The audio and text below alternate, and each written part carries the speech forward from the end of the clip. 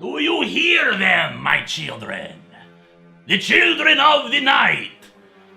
What music they make. But we are here to make music of our own, as we tell the tales, the chronicles of Dracula. The Dracula Chronicles proclaim to tell the true story of Vlad the Impaler. It is even told by the many centuries old Dracula himself.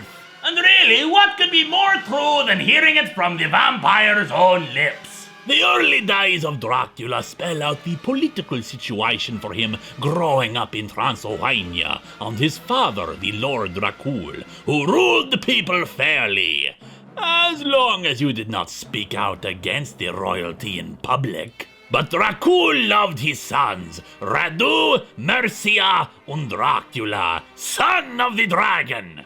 Dracul himself plotted against the Sultan Murad, but knew he had too much power to oppose, but gladly let others pass through his territory to attack the Sultan. This insult was too much for the Sultan, who took Dracula and Radu hostage to ensure his loyalty. And he was successful in that regard, as the two princes were raised by the Sultan family.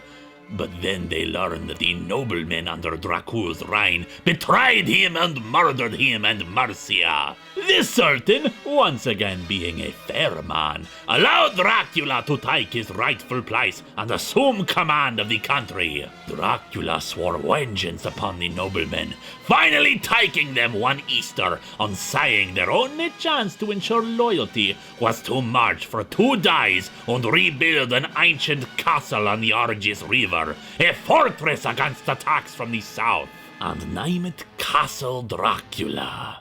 Naturally, not all the noble people were up for the journey, and found themselves in rather uncomfortable positions when they proved themselves unable to complete the quest. But of course, those few that survived the journey and completed the castle were soon killed anyway by Vlad Dracula, or as he was also known, Vlad Tepes, Vlad the Impaler. And yet he kept the Hungarians and Turks from invading, so he was still a hero. A hero who burned down monasteries and invaded countries ruled by rivals to his throne. Soon the Pope called for war against Islamic rulers, and Dracula, loyal to his oath to the Order of the Dragon, was only too happy to make war with the Sultan who had given him his throne. Radu, however, remained loyal to the new Sultan, Mehmed. Mehmed launched attacks on Transylvania and almost took it, if not for Dracula using the strategies of his enemies against them.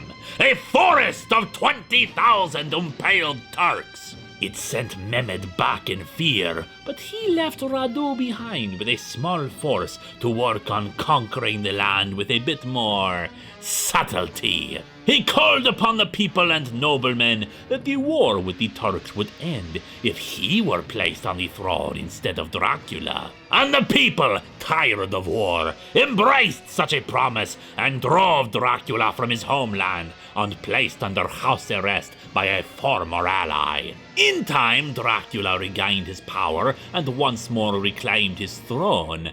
But enemies were all around him, and he lacked the power he had once held. Sensing the end was near, Dracula let a half-Turk be his servant as he marched for his final battle, and was betrayed, killed, and beheaded.